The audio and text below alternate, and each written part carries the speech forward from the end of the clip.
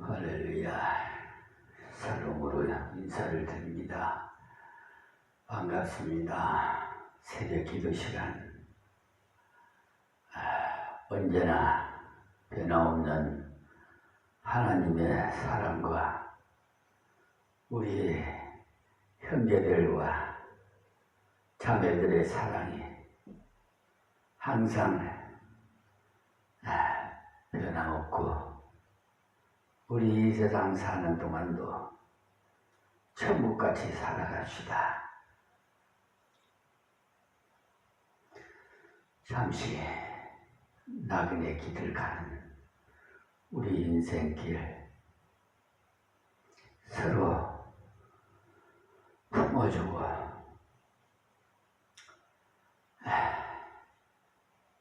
배려해주고 섬기면서 사랑하며 살아갑시다. 저는 하나님의 은혜, 사랑의 은사를 많이 받아서 다 영혼들이 불쌍하고 사랑스러워요. 저 영혼들이 예수 안 믿으면 저 유황불이 타는 지옥불에 갈 건데 그걸 생각하니까 너무 불쌍하고 안타까워서 오늘도 하나님께서 주신 사명으로 하나님의 생명의 말씀을 증거하고자 합니다. 어제는 우리 하나님께서 이 나라의 대통령으로 세운 이재명 대통령에게 헌법 개정 청원서를 제가 작성해서 부피가 많아서요 소포로 보냈습니다. 우체국에 가니까 소포는 토요일 날도 간다고 그러네요. 아마 오늘 용산 대통령실로 배달이 될 겁니다. 하나님의 뜻이라면 헌법을 개정해서 특별히 법관들이 법 위에서 국민을 우롱하고 능멸하는 그 행위를 못하도록 헌법 103조를 헌법과 법률에 의해서 그 양심을 빼버리고 진리에 따라서 독립으로 판단한다. 그러니까 그전에는 양심이라고 되어 있는데 양심은요 조석으로 변해요. 믿을 수 없어요. 그러나 진리는 변하지 않아요. 그래서 진리에 따라서 독립으로 판단한다. 내가 그렇게 아버지 대법원에 행정처에다가 그건 저한테 전화하신 분에게 박무수라고 용수인가 용수라고 그런가 그분에게 내가 전화를 해서 그렇게 고치게 했다니까 아이고 목사님이 왜 그렇게 괴롭게 하십니까 그러더라고. 참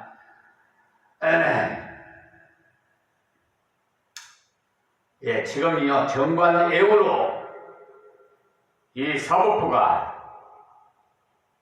국민의 헬스만 받아갖고는 못 사는 모양이에요. 정관 애우도 돈벌이 하고 있어요.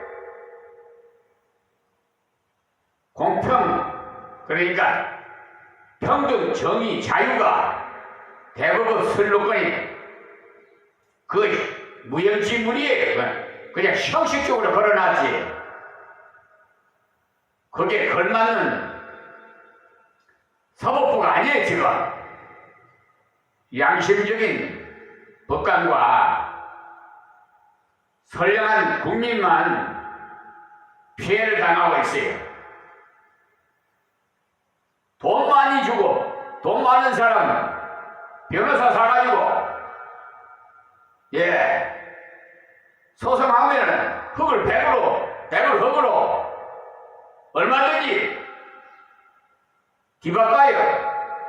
심지어 소장 부본 받은 지 30일 만에 답변서를 올려야 되는데 선고일이 내일인데 103일 만에 법원에 제출한 답변서와 변호사 위임장, 담보 제공 신청서 다 받아가지고 정창근, 정의철, 강선아, 저 법무법인 유한, 로고스 변호사 소속인 백현기 변호사를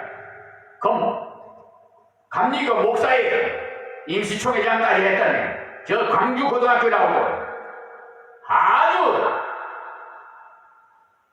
사기꾼 중에서 투법 사기꾼이에요. 상습 사기.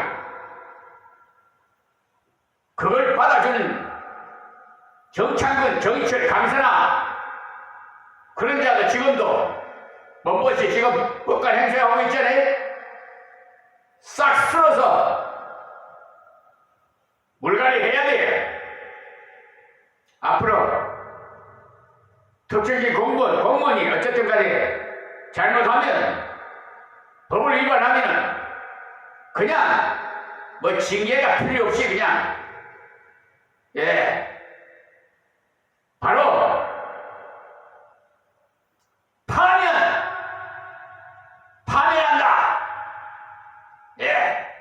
어떻습니까? 여러분, 우리 국민들께 묻습니다. 지금 이재명 대통령은 머슴이라고 그랬어요. 대머슴이라고. 내가 그 동영상을 봤어요.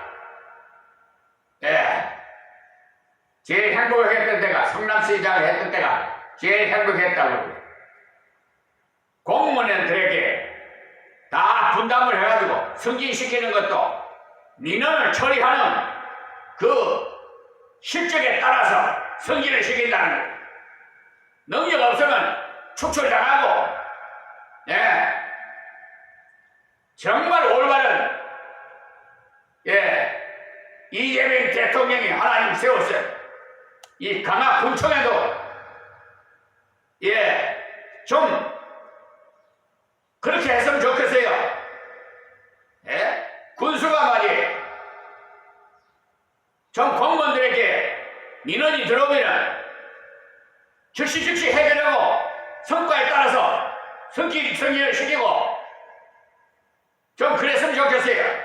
그냥 민원을 신청해도 그냥 직무유기야. 그냥 피해야 돼. 공사에서 강화지서에서 청량하는 그걸 민원을 신청했더니 군청에서 나와서 이거 보면은 이게 국유지하고 사유지하고 경기에는 경기목을 받질 않았어요. 그거 왜 그러겠어요? 이 비양심적인 자가 사유지 토지주가 이번에 지난번에 국유지에 지어진 예전에 한 60년도 70년도 될 때 옛날에 박정희 대통령 당시에 지은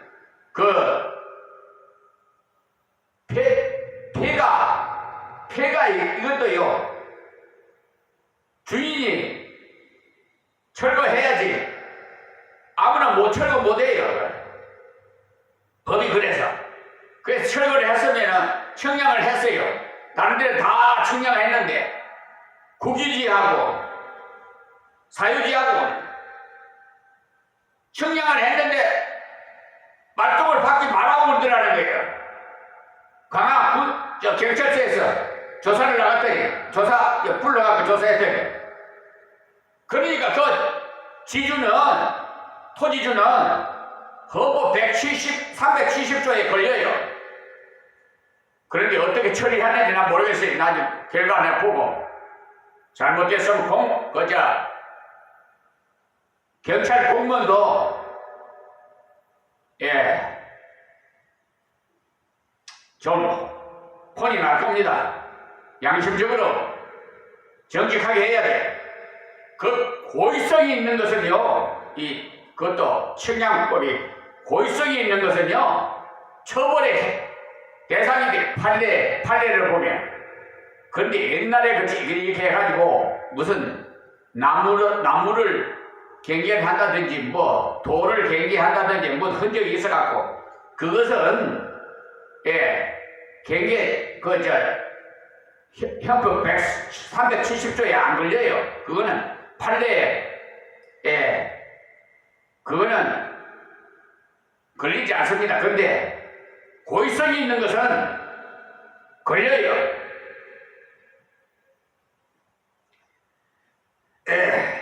자, 우리 말씀 받는 시간인데 제가 또 여러분에게 이렇게 말씀을 드려서 미안합니다. 자, 오늘도 어제에 이어서 마태복음 강해설교 27장 44절 말씀드립니다. 지금 갈 길을 바쁜데 제가 이거 말씀드리고 싶은 게 너무 가슴에서 너무 많이 들어와요. 왜냐하면 제가 한 손에 법전, 한 손에 성경, 한 손에 법전, 이렇게 오른손에 성경, 왼손에 법전을 들고 제가 이렇게 그러니까 빛과 소금의 역할에 일명 불의와의 전쟁을 합니다. 벌써 수십 년 됐어요. 저한테 아무튼 행정이고 뭐이고 형사, 민사 할 거 없어요. 법률가를 만들어 주셨어요. 우리 예수님이 변호사예요. 선생은요, 예수님 한 분뿐이 없어요. 성경에 그렇죠? 선생은 예수님밖에 없어요. 스승이 그러니까 제자예요. 저는 도구예요. 그래서 전수를 받아서 법률가가 되어버렸어요. 44절에 함께 십자가에 못 박힌 강도들도 이와 같이 욕하더라. 모든 종류 사람들이 다 예수를 조롱했다는 건데 십자가에 당연히 죽어야 할 흉악한 강도들까지도 주님을 조롱했으니까 너무나 크신 고통을 당하신 거지요. 십자가를 포기하고 내려와서 이적을 보이려고 지나가는 자나 종교 지도자나 심지어 강도들까지도 조롱했으나 예수님은 끝까지 참으시고 하나님의 뜻을 이루셨어요. 우리 주위에 어떤 사람들은 어떤 증거를 자기에게 하나 확실하게 보여주면 예수 믿겠노라고 할 때 하나님이요, 제가 무엇을 봐야 예수 믿겠다고 하니 한번 보여주소서라고 구해서 그 사람이 원하는 것을 보여주면 그가 가지고는 안 된다고 합니다. 그거 가지고는 안 된답니다. 더 큰 표적을 보이라고 합니다. 예수님께서 보리떡 5개 물고기 2마리로 5천여 명을 먹이셨을 때 그들이 위대하도다 주님의 능력이여라고 하는 사람도 있었겠지만 모세는 아무것도 없는 가운데서 하늘에서 만나도 내렸는데 그 정도의 이적으로는 대단한 것으로 생각할 수 없다고 하는 식으로 나온 사람들도 있었어요. 요한복음 6장 30절에서 33절을 보세요. 믿음의 눈으로 보면은 작은 것도 하나님의 권능인 줄 당장 알 수 있는데 사람의 이성으로 판단하니까 오병이어의 그 큰 이적을 보고도 옳게 깨닫지 못했던 겁니다. 예수님께서 그때 답답한 그들에게 모세가 만나를 내린 것이 아니라 하나님께서 주신 것이다라고 일깨워 주셨습니다. 요한복음 6장 32절에. 그 때문에 내가 원하는 대로 기대하지 마시고 하나님께서 보여주시는 대로 믿겠다는 겸손한 자세가 되어야 옳은 믿음을 가질 수가 있어요. 다음 45절입니다. 제6시로부터 온 땅에 어둠이 임하여 제9시까지 계속 하더니 그랬어요. 그러니까 예수님께서 제3시에 십자가에 못 박히셨기 때문에 6을 더하면 현재의 시간이 됩니다. 3시나 6시를 더하면 아침 9시에 십자가에 못 박히셨고 제6시면은 정오가 됩니다. 예수님께서 제9시에 돌아가셨어요.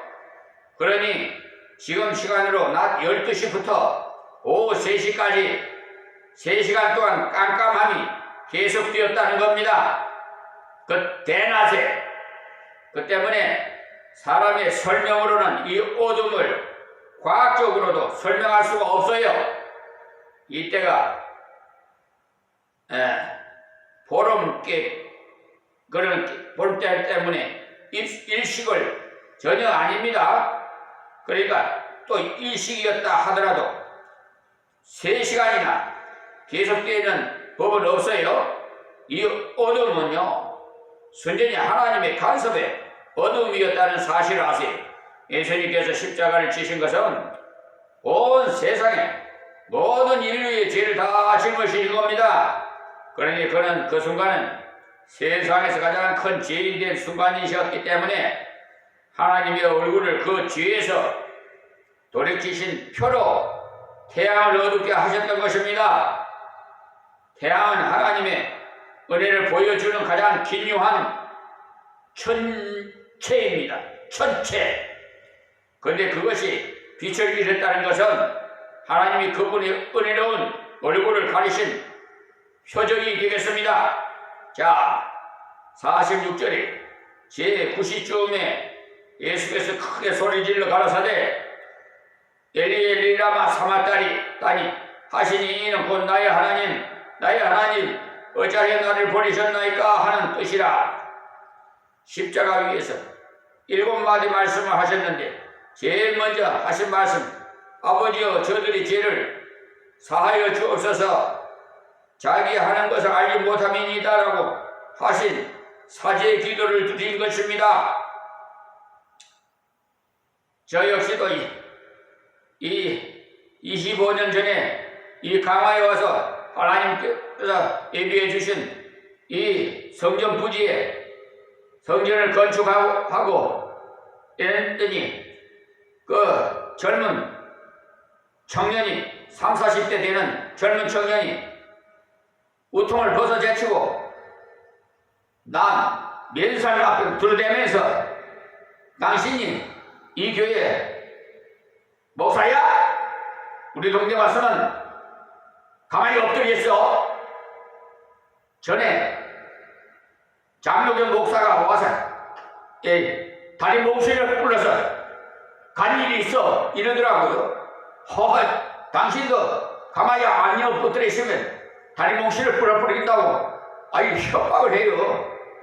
그래서 그분들하고 무슨 얘기를 하겠습니까?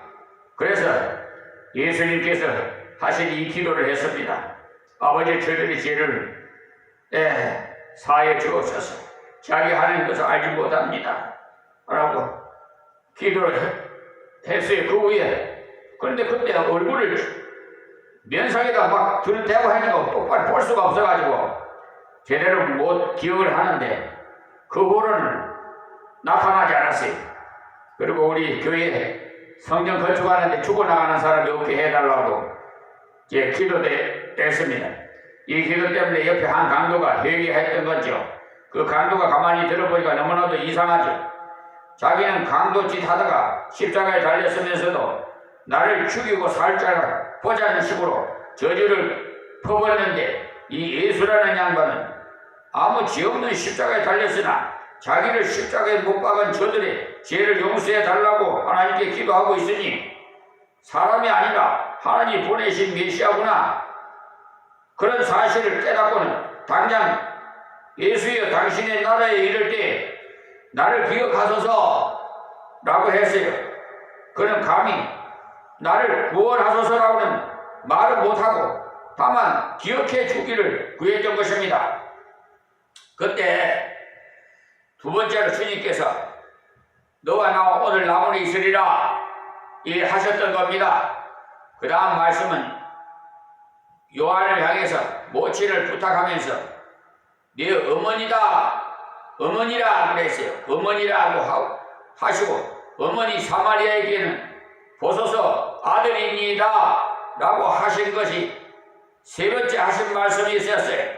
그 다음 어둠이 임한 3시간 동안에 아무 말씀도 없으셨다가 9시가 다 되었을 때쯤 그 하신 말씀이 엘리라마 사마탄이라는 말로서 영혼의 고통을 아버지께 말씀드린 겁니다.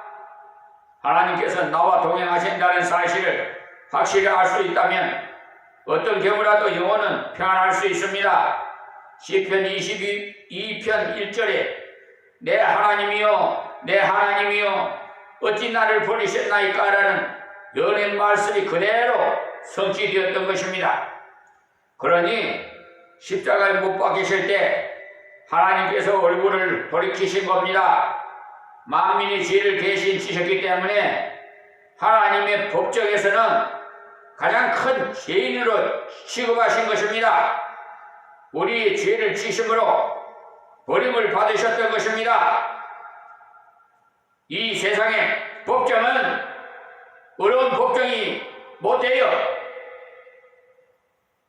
그러나 하나님의 법정은 어려운 법정이에요. 세상에 이 법정은 어려운 그 양심적인 법관도 있습니다. 그런데 그분들이 피해를 많이 당하고 있어요. 저는 알아요. 저뿐만 아니라 하나님 더 잘 알고 계십니다.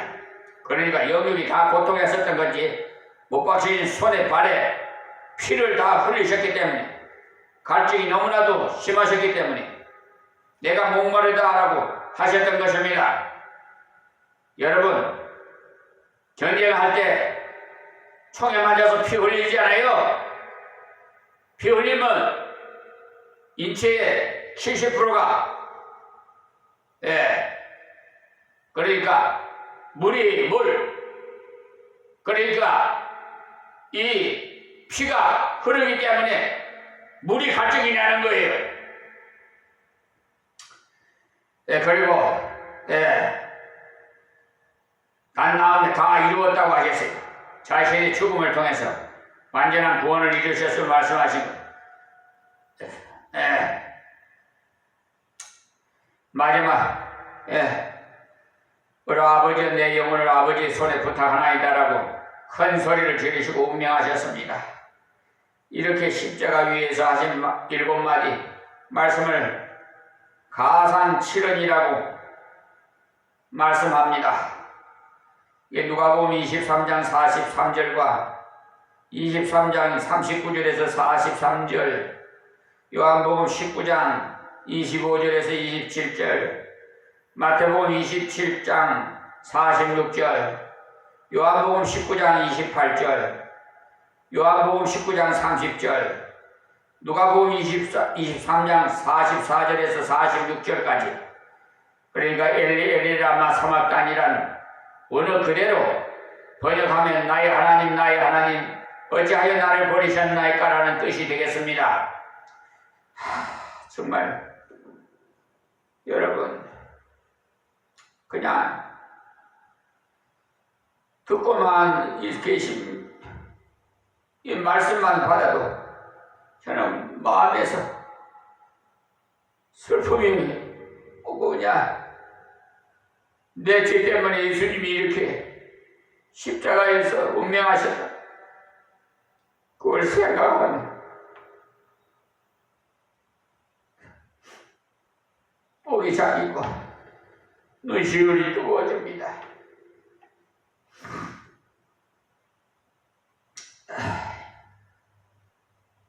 47절 말씀입니다.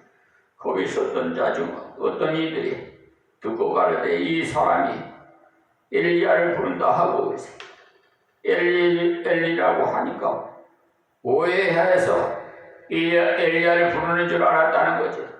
다른 복음서에는 엘리라고 하시고 바로 내가 목마르다라는 말을 하시기 때문에 한 사람이 달려가서 신포도주를 먹게 했던 것입니다. 그러니까 마취를 시키는 그런 역할을 하는 포도주겠죠. 얼마나 고통스러웠습니까? 48절에요. 그 중에 한 사람이 곧 달려가서 해옹을 가지고 신포도주를 먹게 하여 갈대에 끼워 맛이 우거늘 그랬잖아요. 이 신포도주는요, 예수님께서 잡수셨어요. 이것은 마취제가 아니고 저급한 포도주로서 군병들이 사형을 집행하면서 마시던 것입니다. 그들은 동정해서 그것을 마시게 주었다는 거예요. 자, 49절에요. 그 남은 사람들이 가로되 가만두어라. 엘리야가 와서 저를 구원하나 보자 하더라. 산포도주를 왜 주느냐? 엘리야를 부르는 것을 보니까 이적이 일어나려는가 보다. 어디 두고 보자라는 말이니까 얼마나 비정한 말입니까? 동정심이라고는 없는 이들이었어. 인간은 자기 마음에 안 들고 자기 편이 아니면 누구나 다 이렇게 되기 마련이야. 우리나라 정치도 갈아엎어야 돼. 편가르기 시기에는 갈아엎어 시기야 돼. 여가 어디고 야가 어디 있어요?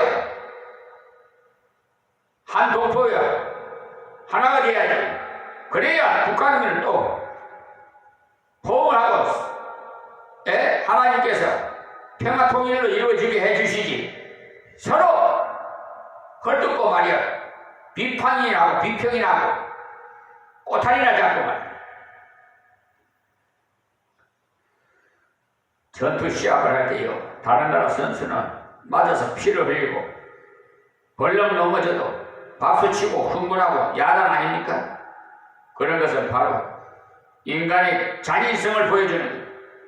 인간 최초의 시도, 사람을 죽여놓고 지은 시라고 쓰여 있어요. 그것도 인간의 잔인성을 보여준 거예요. 창세기 4장 23절에서 24절 보세요. 자기 몸의 상처를, 그러니까 창상을 좀 낫다고 옆에 있는 소녀를 죽여놓으라고 노래를 불렀으니 그야말로 잔인하지 않습니까? 십자가 밑에 이 사람들도 가만둬 어떻게 되나 보자 라고 하면서 빈정할 이 짝이 없었던 거예요. 비정할 이 짝이 없어. 그러니까 예수님께서 이처럼 철저히 버림받는 고난을 당하신 것을 말해주는 거예요. 하나님께서 인류의 죄를 대신 지신 주님을 예민하신 그 전표는 어두움을 주셨을 때 예수님께서 영혼의 고통을 말씀으로 표현하셨어요. 하나님께서 예언하신 말씀을 이루셨습니다. 예수님이 버림받으면 우리가 영접되기 위한 것이기 때문에 바로 대속의 은혜가 되는 것입니다. 자, 50절 말씀이에요. 예수께서 다시 크게 소리 지르시고 영원히 떠나시다. 예수님께서 큰 소리로 아버지여 내 영혼을 아버지 손에 부탁하나이다 라고 하셨는데, 스데반도 예수님의 이 기도를 배워서 죽는 순간에 그대로 기도했고 많은 선교자들도 이 기도를 드렸던 것입니다. 오늘도 여기서 말씀을 맺겠습니다. 다음 시간에 51절부터 말씀드리겠습니다. 하나님 감사합니다. 이 종이 예수님의 십자가에 우리의 죄를 대속하시기 위해 못 박히시고 고통당하시고 운명하시는 이 말씀 증거하다 보니 종이 너무나 마음이 뚝파절 슬픔이 뚝파절라. 이렇게 이종의 죄를 대속하신 예수님, 우리 전능하신 하나님 아버지께 감사를 드립니다. 하나님 아버지, 이 백성을 불쌍히 여기시고 긍휼히 여겨주셔서 죄 많은 저희들을 구원해 주시고 이 한국교회가 거듭나게 해 주시옵소서.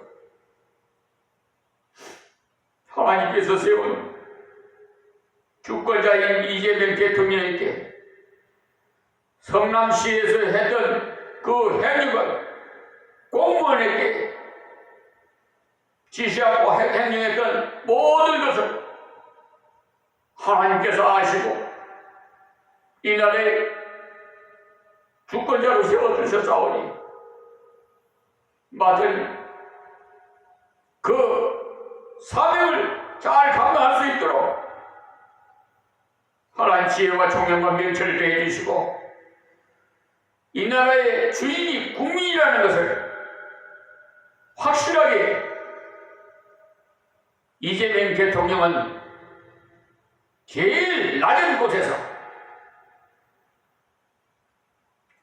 가난한 자들을 위해서 다 섬기는 대통령이 될 수 있도록 예수님의 제자다운 삶을 살 수 있도록 도와주시옵소서. 예수님의 이름으로 기도합니다. 아멘.